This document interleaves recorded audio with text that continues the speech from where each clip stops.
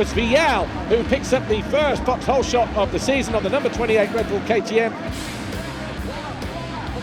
Here's Lisa with KTM. René got the whole winter training together with Tom and Jeffrey, and this for sure helped a lot to become stronger and stronger. And he's a tough kid. He's Austrian, so he's quite stubborn. So for sure, he will not give up and fight until the end to keep that position, or maybe even better.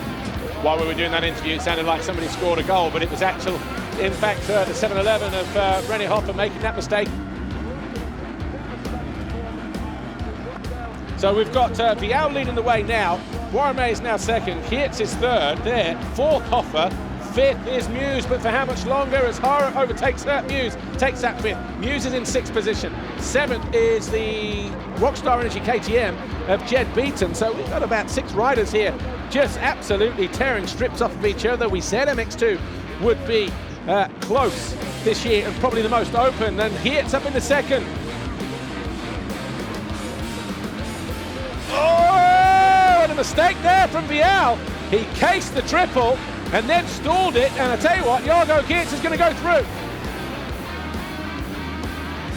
Big turnaround. Well, it was 12.7 seconds, and Jago Geerts, all of a sudden, he won a race last year in France, remember? So Beaton now to second. Third is Harp. Fourth, Muse. Fifth, Vial, ahead of his teammate. But this fella's had an interesting race, Tom Vial. This is where he made his mistake. And he goes down! He goes down in the corner! So the same part of the racetrack, Tom Vial, this was the mistake. His hand came off the handlebar there, look, the first time. When he landed, he's just fallen in exactly the same corner from 5th place. And Ferrato goes through. Jago Geerts, Monster Energy Yamaha, MX2, out of the final corner, and the Belgian is going to take his second career race win. He wins the opening race of the season here at Matchley Basin.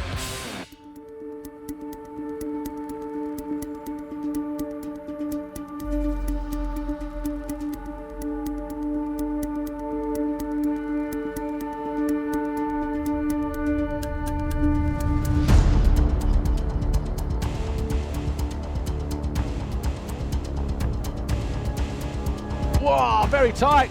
But Jago Geerts emerges with the lead as they head into turn 2. So your winner from race 1, exactly where he needs to be. Oh, and Vial, René Hoffer, sorry, up the inside and takes the lead from Jago Geerts. So 7-11, René Hoffer, your new race leader.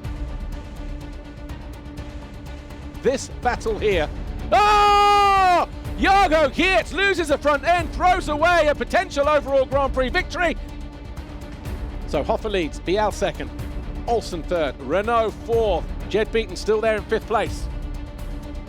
And this is that battle here, look, 4th, 5th, 6th and 7th, led out by Maxime Renault. Jed Beaton right down on the inside of him, number 14, he just gets stuck up in a rut, and Harap will capitalise. So Harap finding his way back past, and then Beaton drops it. That's going to knock him off the podium. And Geerts now up on the inside of Maxime Renault, strengthening his case for an overall Grand Prix victory here at Matchley Basin.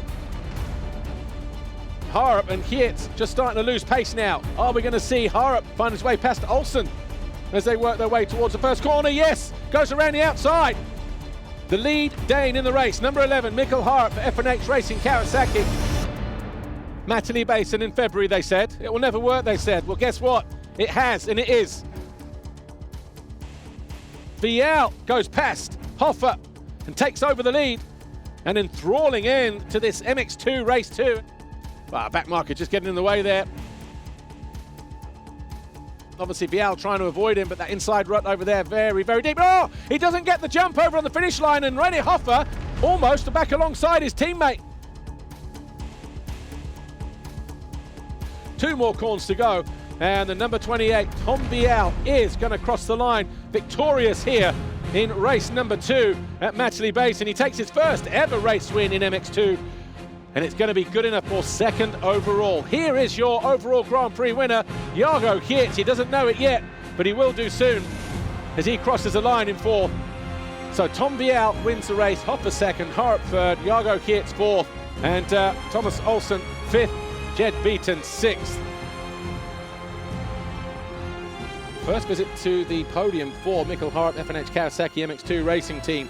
Tom Vial, same points as Harp, climbs the second step of the podium. After that win, ensured he would finish second overall. Jago Kietz climbs on the top step of the podium in MX2 for the first time, becomes the newest winner in the MX2 category here. And for the first time in his MX2 career, Jago Kietz will take the championship leader's red plate.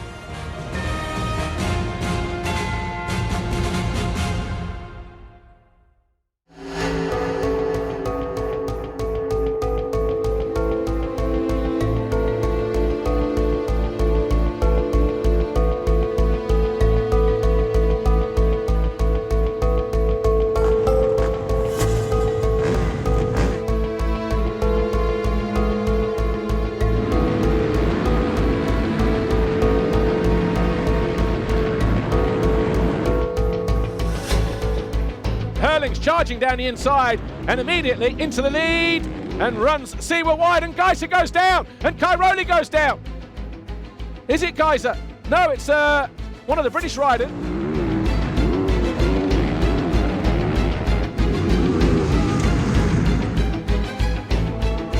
Tim Geiser already starting to move around a little bit here. So is his teammate. Switches to the outside, works out a way to find his way past Jeremy Siwa. So Mitch Evans then outfoxes Jeremy Siwa.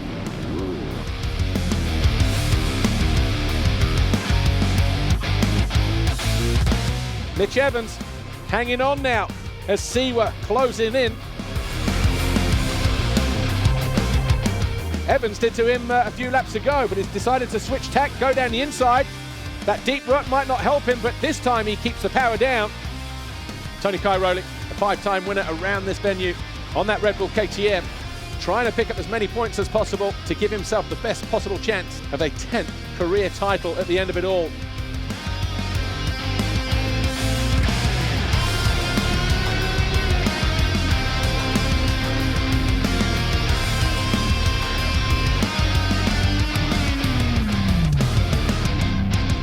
DeSalle finding his way past Koldenhoff here. Yes, he did. He nudged him down the inside, and Koldenhoff eventually ran wide. And who's that gone down? Paul Ann. Paul Ann loses the front end.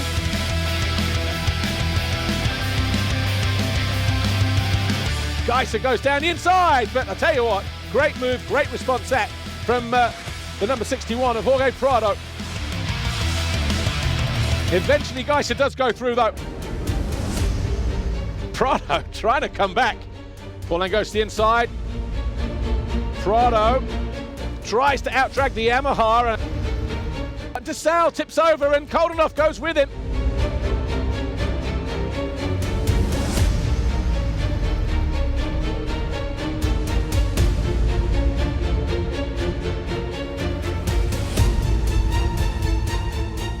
Oh, Geiser's gone down again. And Paul Ann's going to go through. So, what an end to the race then for Tim Geiser.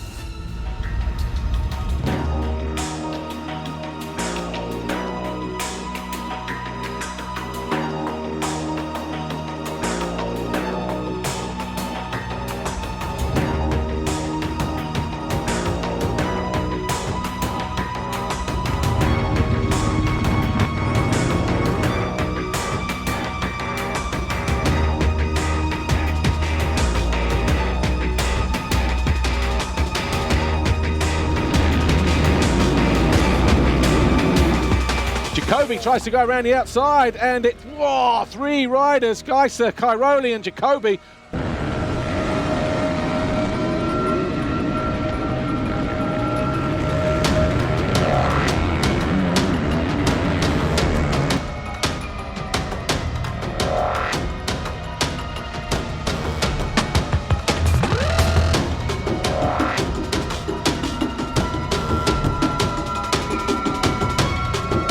There is Jeremy Siwa. Oh, nicely done, but that's that left femur of Prado. Just quick to pull that leg out of the way as the Swiss rider came through.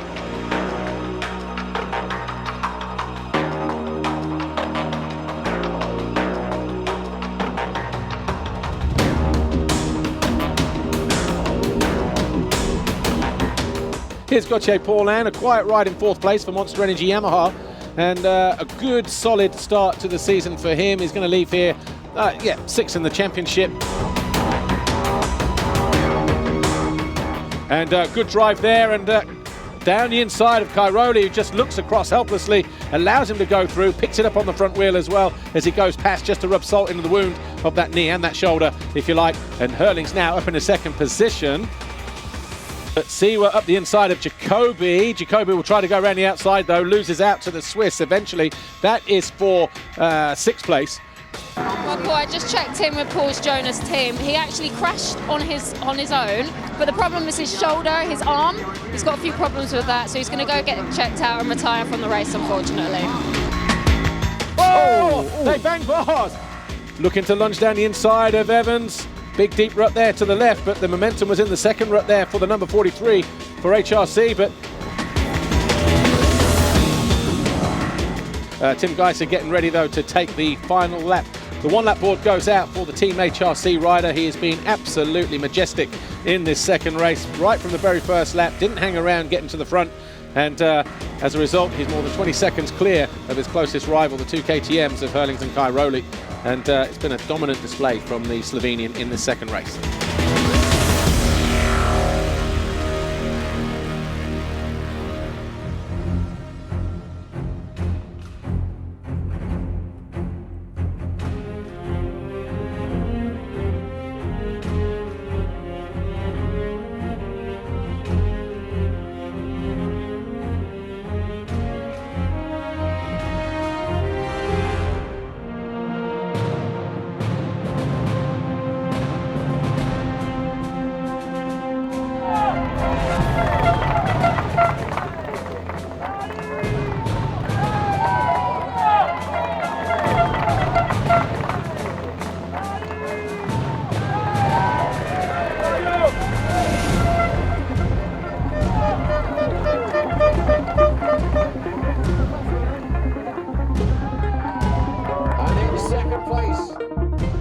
I've been studying a lot about the last championships, and I just try to be consistent this year. You know, I don't even want to win every single race. And the good thing is I've already lost a motor, so but it was a good day, you know, to come out 1st and a 2nd. And definitely this year the stars improved, we improved as a team, and the bike got again better. So I'm very thankful for that, and looking forward to Valkenswaard in 1 week time, home GP to start off. Hopefully the weather going to be a bit better, but definitely very excited, definitely looking forward to it, and it was a good way to start the season with a win.